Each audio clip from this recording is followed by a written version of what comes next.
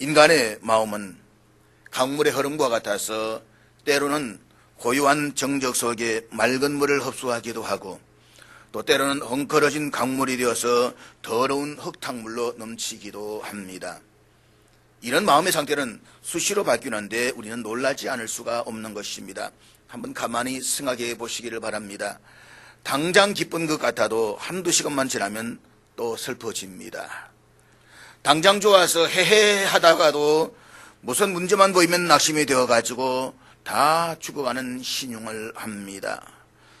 이것이 지난 한 주간 저와 여러분이 살아온 내용입니다. 어떻게 하다가 하나님께 잡히면 기쁘고 어떻게 하다가 문제에 잡히면 슬프고 낙심이 됩니다. 그러므로 오늘 하나님 앞에 나오신 사랑하는 여러분, 여러분의 심령에 하나님의 평강이 있기를 축복합니다. 하나님이 주어시는 은혜로 흙탕물이 되어버린 우리의 마음에 고요하게 흐르는 맑은 샘물의 시내가 흘러지기를 축복합니다. 우리가 살아가다 보면 환경이 점점 내가 기대했던 것과는 되지 않을 때가 있습니다. 힘들고 어려울 때도 있습니다. 어둡고 험한 길을 갈 때도 있습니다. 그럴 때 중요한 것은 우리가 여전히 하나님을 신뢰하고 있느냐라고 하는 것입니다. 그럴 때 정말 중요한 것은 우리가 여전히 하나님을 붙잡고 있느냐라고 하는 것입니다. 다니엘의 세 친구들처럼 풀무불에 던져짐과 같은 상황임에도 불구하고 우리가 아직도 믿음을 붙잡고 있느냐라고 하는 것입니다. 우리의 믿는 그 믿음의 자세가 정말 내 마음에 하나님의 질서로 회복되기를 원하느냐라고 하는 것은 정말로 중요한 것입니다. 그런데 대부분의 사람들은 하나님의 질서하고는 상관없이 내 의지대로 살아가려고 합니다. 내 감정의 질서대로 살아가려고 합니다. 그래서 내 기분대로 마음먹은 대로 마음대로 살아가는 것이 우리의 모습인 것입니다. 우리가 정말로 하나님의 은혜를 갈망한다라고 한다면 내 의지를 내려놓아야만 합니다. 그런데 말로는 내가 하나님을 갈망합니다, 하나님 은혜를 주시옵소서라고 말하지만 내 속에 하나님의 영원한 질서가 회복되기를 원한다라고 입술로는 이야기하지만 실상 그렇게 사는 사람이 별로 없더라는 것입니다. 이것이 문제입니다. 성경 사도 바울은 이렇게 하나님의 말씀을 전합니다. 사람이 무엇을 심든지 그대로 거두리라. 마음의 자세가 그의 행동을 지배한다는 이야기입니다. 그렇습니다. 마음의 자세가 바뀌면 행동이 달라집니다. 우리가 정말 영생을 거두기를 원하느냐? 그러면 하나님 말씀 앞에 온전히 순종하는 삶을 살아야만 합니다. 그런데 어떤 사람들은 하나님을 의식하지도 않은 채 자기 마음대로 자기 육체만을 위해서 살려고 합니다. 그런 사람의 마음에는 온통 잡초만 무성하게 자랄 것입니다. 기억하십시오. 우리가 정말 하나님 앞에서 영생을 얻기를 원한다라고 한다면 그 마음의 자세도 마땅히 그러해야만 합니다. 그의 삶도 마땅히 그러해야 되는 것입니다. 사랑하는 여러분, 변화란 그 변화를 선택하는 것입니다. 변화란 변화가 오는 것이 아닙니다. 내가 변화되고자 하는 그것을 선택하는 것입니다. 인간에게는 선택의 능력과 선택의 자유가 있습니다. 인생을 살아가면서 장애물과 기회는 언제나 공존합니다. 그렇다면 장애물과 기회의 차이는 무엇일까요? 태도입니다. 모든 기회에는 어려움이 있습니다. 반면에 모든 어려움에도 기회는 있습니다. 결국은 마음의 태도가 차이를 낳는다는 것입니다. 귀신 들린 나의 아버지가 예수님께 나와서 만일 하실 수 있거든 무엇이든지 해서 자기를 도와달라고 했을 때에 우리 주님께서 하신 말씀을 우리는 기억하고 있습니다. 할 수 있거든이 무슨 말이냐? 믿는 자에게는 능히 하지 못할 일이 없느니라. 오늘 말씀을 듣는 가운데 저와 여러분이 믿음이 날 수 있기를 축복합니다. 신랄 같지만은 생명 있는 믿음이 다시 살아가기를 축복합니다. 그래서 우리는 하나님의 은혜를 받아야 되는 것입니다. 하나님의 능력을 받아야 됩니다. 성령의 기름 부으심이 있어야 됩니다. 기억하십시오. 모든 사람들에게 고난과 역경은 있습니다. 그러나 믿음의 태도를 가진 사람들에게 고난과 역경은 또 다른 축복의 기회가 될 수가 있는 것입니다. 고난이 없으면 능력도 없습니다. 고난이 없으면 증거도 없습니다. 고난이 없으면 복도 없습니다. 인간에게 찾아오는 모든 기회에는 바로 역경의 문제 속에 갖추어져 있기 때문인 것입니다. 그러므로 고난과 역경의 터널을 지나갈 때에 나와 동행하시는 하나님의 그 말씀 가운데서 하나님을 신뢰할 수 있기를 바랍니다. 다시 믿음을 붙잡으십시오.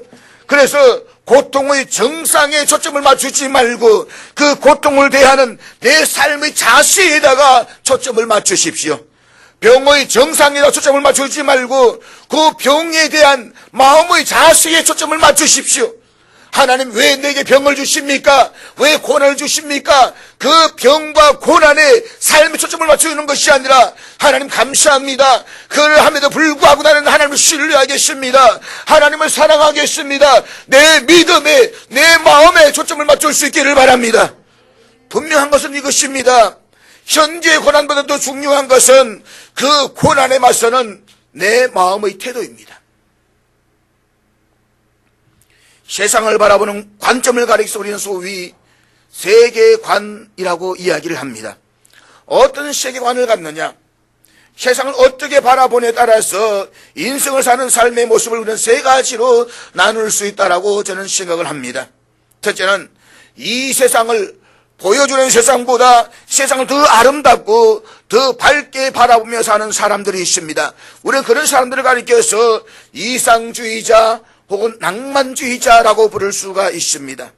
그러나 세상이 보여주는 눈앞의 세상만을 바라보고 그 세상에 발을 내리고자 땀을 흘리며 살아가는 사람들이 있습니다. 우리는 그들을 현실주의자라고 말할 수 있습니다.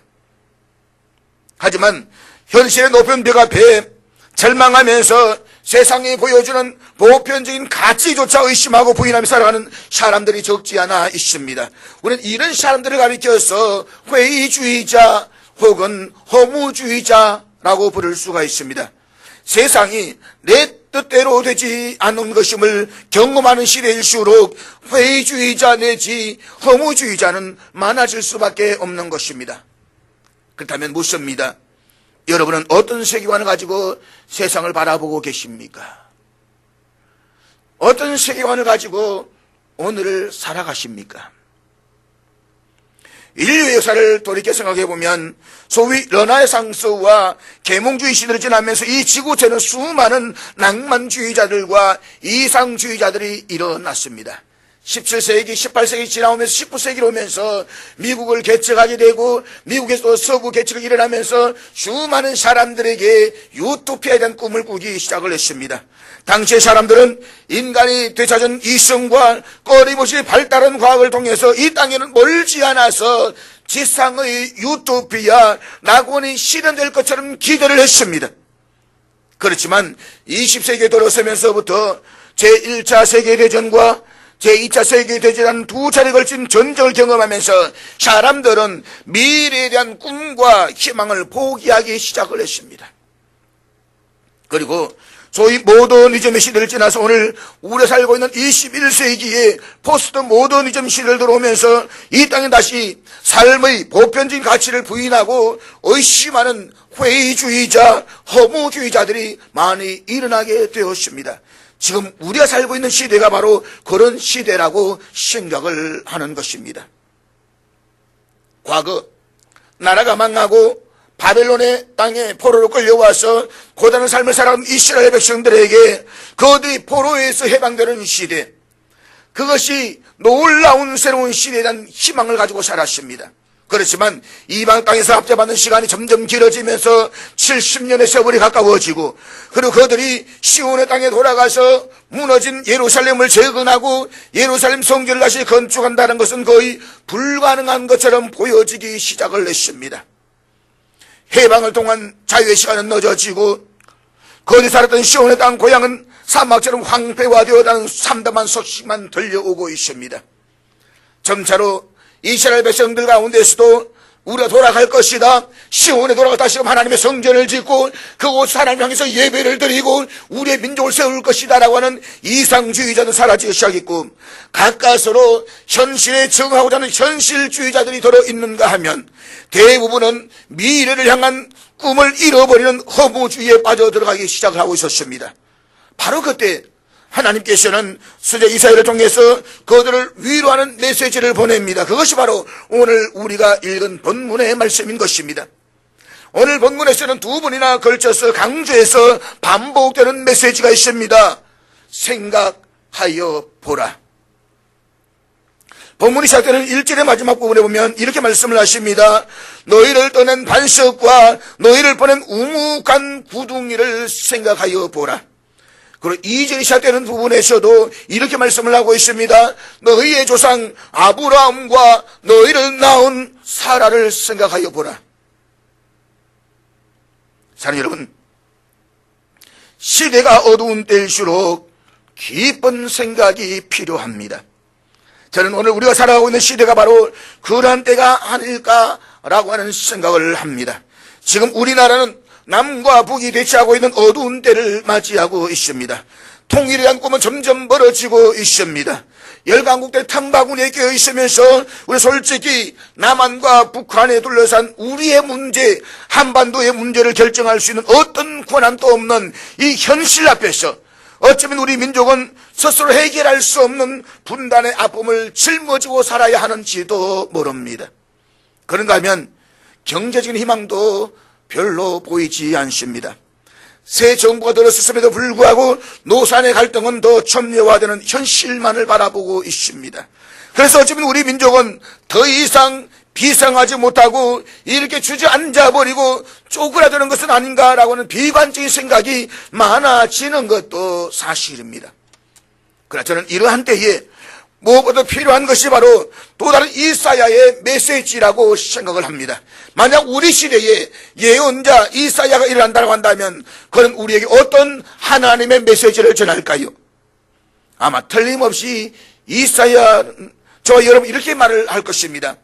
생각하여 보라. 생각해 보라.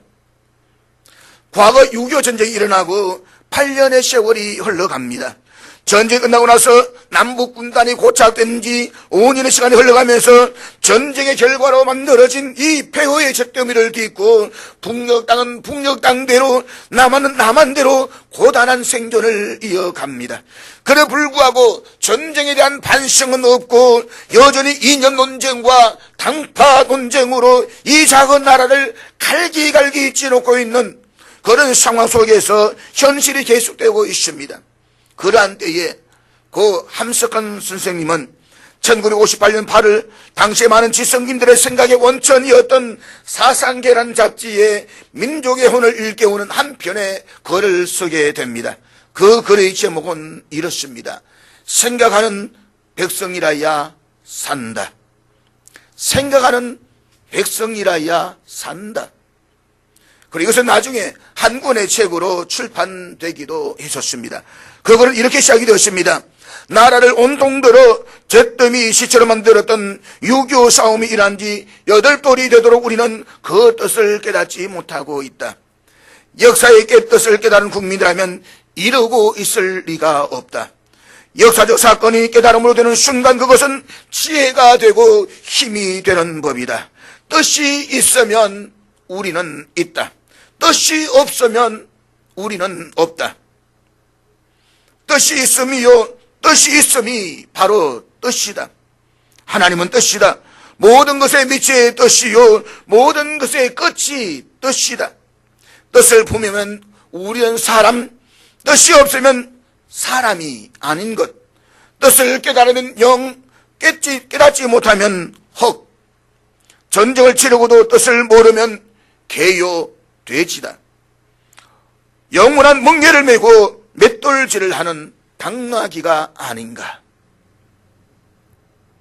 그건 우리 민족에게 다시 한번 생각하는 백성, 존재의 뜻을 깨닫는 민족이 되라고 절규하고 있었던 것입니다. 사랑하는 여러분, 오늘 우리 함께 읽은 본문에서 이사야 선지자는 이스라엘 백성들에게 거의 같은 맥락의 메시지를 던져주고 있습니다. 우리 새로운 미래를 창조하기 위해서는 생각하는 백성이 되어야 한다고. 그러면서 거기에 특별히 생각할 두 가지가 있다고 말씀을 하십니다. 좌절과 허물로 엉클어진 이 역사의 마당에서 일어나 새로운 미래를 창조하기 위해서 주의 백성들이 생각해야 할 두 가지, 그것이 무엇일까요? 첫째는 우리의 과거에 있었던 믿음의 축복을 생각해 보라는 것입니다. 오늘 본문 2절에서 이사야 선지자는 믿음의 조상인 아브라함과 사라를 먼저 생각해 보라고 초대합니다. 아브라함과 사라는 모든 믿음의 백성들에게 믿음의 뿌리가 되는 분들입니다. 믿음의 아버지, 믿음의 어머니라고 할 수가 있습니다. 일지에 의하면 그들의 존재는 마치 반석과 같은 존재 혹은 우리의 모태와 같은 구덩이라고 말씀을 합니다. 본문 1절의 말씀 우리 한번 같이 읽도록 하겠습니다. 1절 다 같이 읽습니다. 시작. 여기서 반석은 아브라함을 가리키는 말입니다. 믿음의 기초가 되었던 반석입니다. 그리고 우묵한 구덩이, 우리의 생명의 모태와 같은 사라를 생각해 보라는 말입니다. 그러나 본래 아브라함의 가문은 처음부터 하나님을 잘 믿었던 가문이 아닙니다. 그들은 본래가 우상을 섬기던 가문이었습니다. 이 사실을 여호수아 24장 2절 3절에서 여호수아가 말씀을 하고 있는데, 우리 여호수아 24장 2절 3절 같이 읽도록 하겠습니다. 다 같이 읽습니다. 시작. 그렇습니다. 아브라함이 하나님을 부름을 받기 전 그는 그의 조상들과 더불어서 강 저쪽 바벨론에서 우상을 섬기고 있었다는 말입니다. 그래서 하나님께서 그 아브라함을 부르셨습니다. 그래서 그때부터 믿음의 조상이 되고 오늘 저와 여러분 우리도 그의 의를 따라서 여호와를 찾아 신뢰하는 믿음의 백성이 될 수가 있었던 것입니다. 이제 다시 오늘 본문 2절 말씀 한번 보도록 하겠습니다. 본문 2절 말씀 다 같이 읽겠습니다. 시작. 너희의 조상 아브라함과 너희를 낳은 사라를 생각하여 보라. 아브라함이 혼자 있을 때에 내가 그를 부르고 그에게 복을 주어 장성하게 하였느니라. 아브라함이 갈대아 우르를 떠났을 때에 그는 홀로 떠났습니다. 물론 조카 롯이 있기는 있었지만 말입니다. 그러나 하나님께서 아브라함을 부르셨을 때 분명히 그는 혼자였습니다. 그러나 그가 하나님의 부르심 앞에 믿음을 응답하고 순종하며 떠남으로써 그는 하늘의 별처럼 바다의 모래알처럼 수많은 믿음의 백성들의 조상이 되었던 것입니다. 이제 신약 성경이 히브리서 11장 12절의 정언을 우리 한번 같이 읽도록 하겠습니다. 히브리 11장 12절 같이 읽습니다. 시작. 이러므로 죽은 자와 같은 사람으로 말미암아 하늘의 흔한 별과 또 해변의 무산 모래와 같이 많은 후손이 생육하였느니라.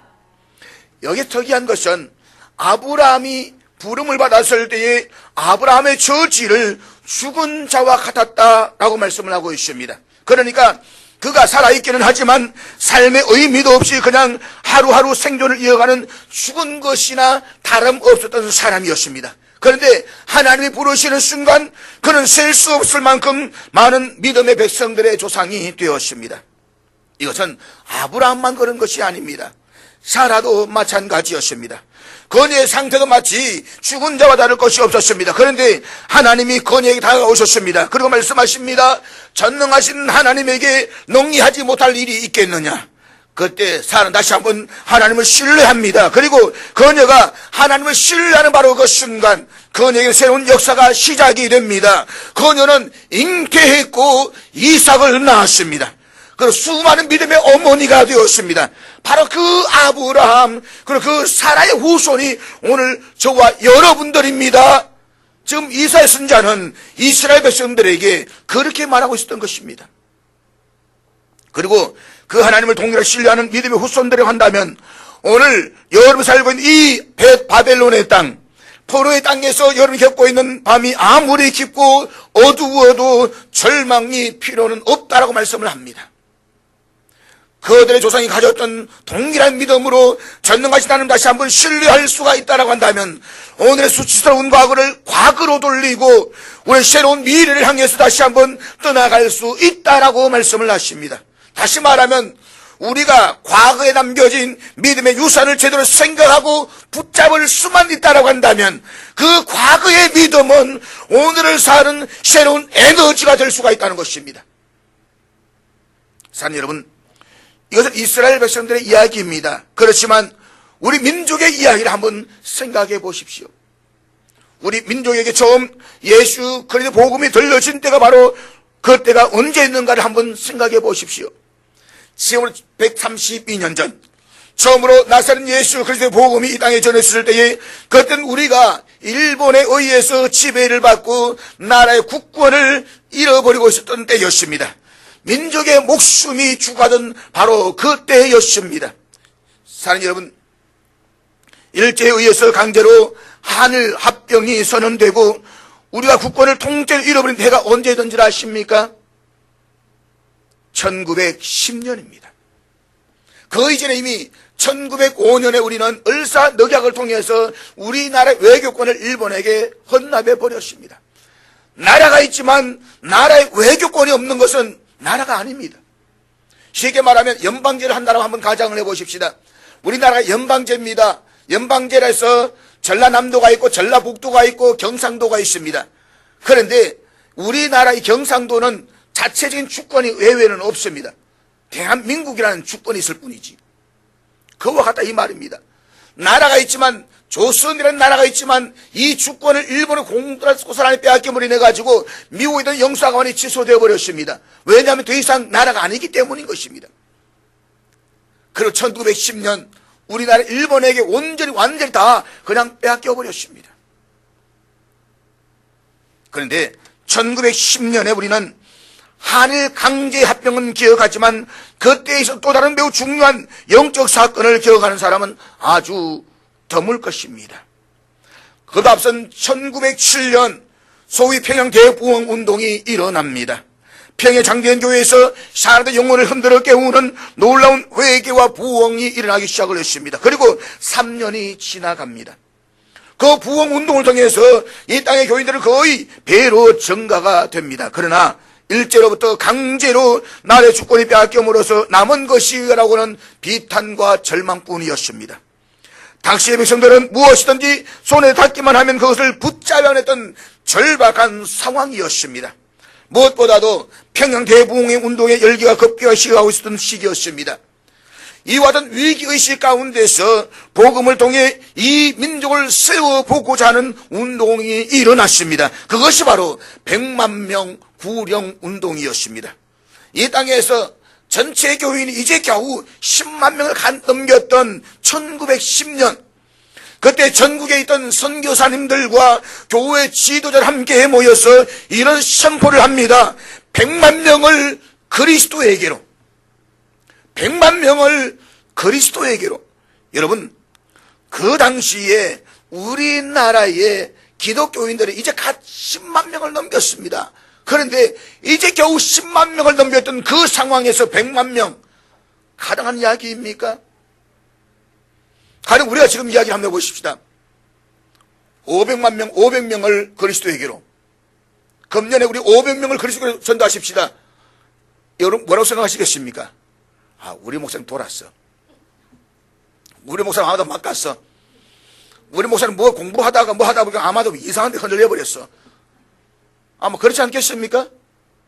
그래서 상황을 한번 상상해 보라는 것입니다. 100만 명을 그리스도에게로, 우리 민족에게, 민족 100만 명에게 복음을 전함으로써 민족 복음이라고 하는 거대한 복음을 목표로 이루자고 된 선교적 열망을 가지고 이 땅의 모든 교회들이 힘을 모아서 전국적으로 추진했던 민족 복음화 운동, 그것이 1910년에 일어났습니다. 그때 우리나라 전체 교인이 12만 명도 되지 않았습니다. 그런데 100만 명을 구원하자고 100만 명 구령 운동을 선포했습니다. 그런데 그것이 바로 오늘날 1000만 성도를 지닌 한국교회의 기초가 될 수가 있다는 것을 우리는 기억해야 되는 것입니다. 우리 이 믿음의 유산을 잊지 말아야 되는 것입니다.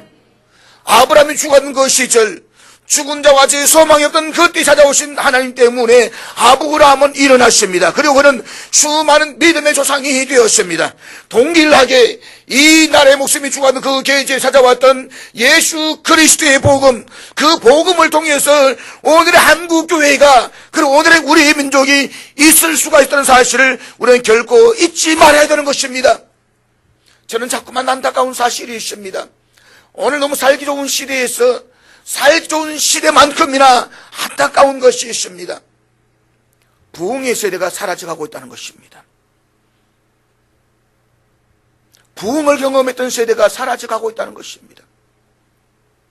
교회사를 보게 되면 어린 아이들이 신앙생활을 했을 때에 그 아이들이 40대가 됐을 때 약 70%가 남는다고 말합니다.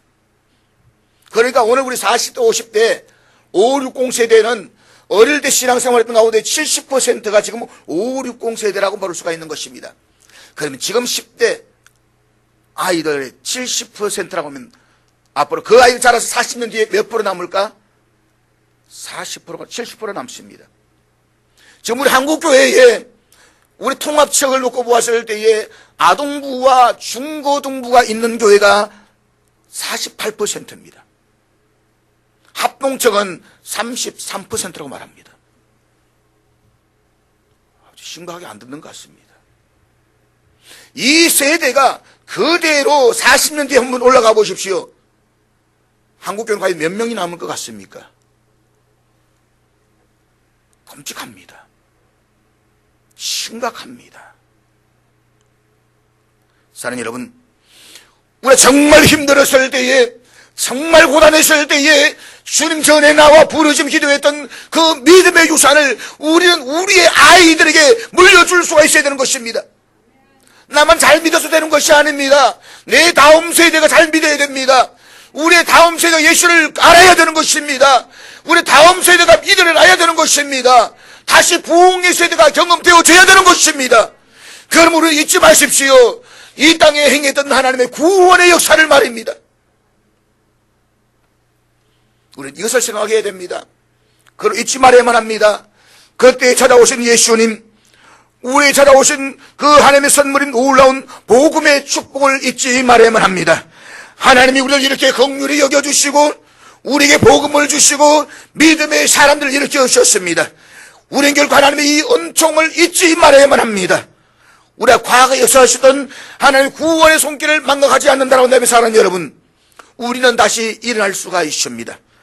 과거를 잊어버리지 않는 민족에게 진정한 미래가 주어질 수가 있기 때문인 것입니다. 그러므로 과거에 우리에게 찾아왔던 그 놀라운 축복을 다시 한번 생각해 보십시오. 그리고 두 번째는 이제 미래에 있을 회복의 축복을 생각해 보라는 것입니다. 분 3절의 말씀을 우리 한번 같이 보도록 하겠습니다. 3절 다 같이 읽겠습니다. 시작. 우리 이 대목을 유진 피터슨이 현대어로 번역한 메시지 성경을 통해서 다시 한번 같이 읽어보도록 하겠습니다. 유진 피터슨의 메시지 성경 같이 읽습니다. 시작. 이와 같이 나 하나님의 시온도 위로해 주리라. 그 폐허들을 어루만져 줄 것이다. 죽을 땅을 에덴으로, 황무지를 하나님의 동산으로 변화시킬 것이다. 열매와 웃음 가득한 곳, 감사와 찬양이 가득한 곳으로 바꾸어 놓을 것이다. 이것이 바로 이스라엘 백성들을 향한 하나님의 미래의 약속입니다.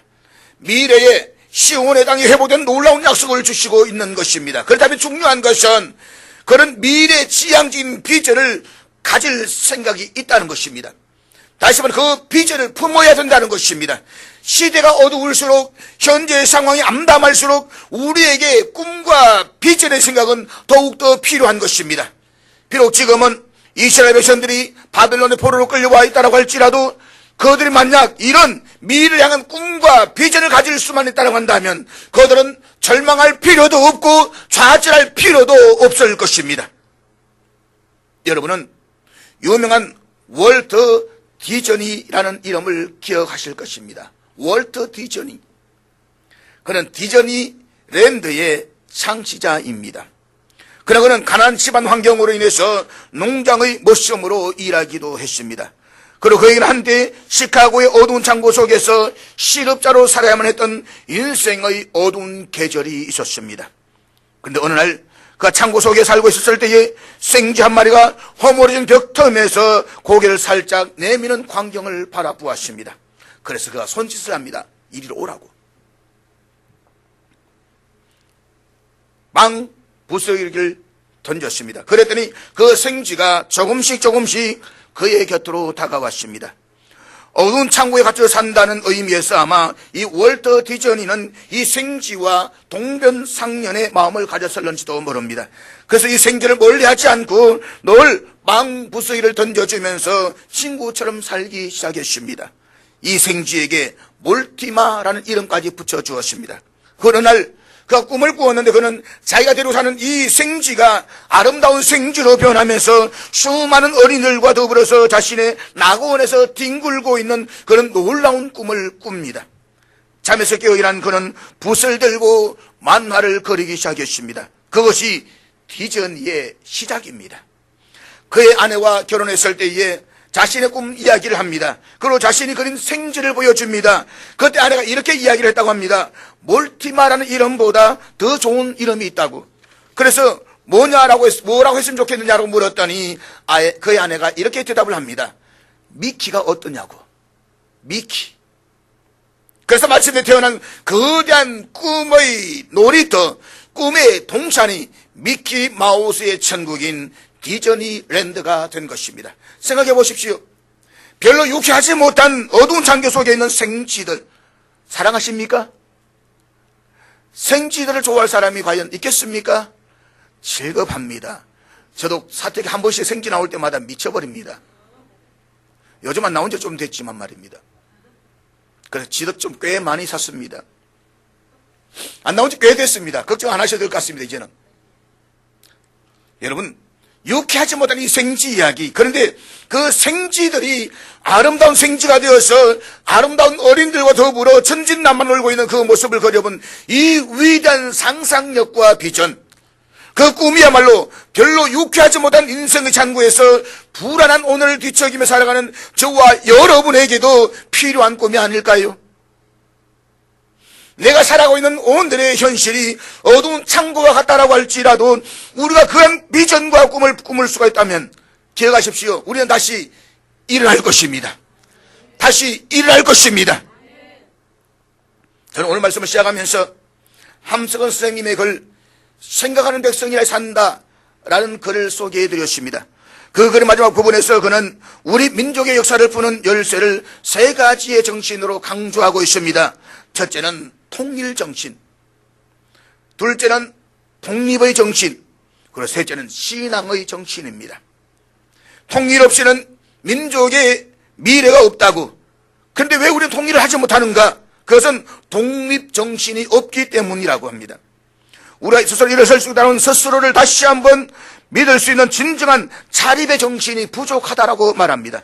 그 다음에 왜 독립정신이 부족한가? 그래서 궁극적으로 하나님을 신뢰하는 믿음이 우리에게 결핍되어져 있기 때문이라고 하는 것입니다. 역사의 주인이신 하나님의 뜻을 찾는 신앙이 부족하기 때문이라는 것입니다. 그래서 그는 이 글의 마지막에서 이런 이야기를 합니다. 우리는 지금 100가지의 가난을 직면하고 있지만 우리가 직면하고 있는 가장 심각한 가난은 생각의 가난이라고, 철학의 가난이라고, 그리고 신앙의 가난이라고.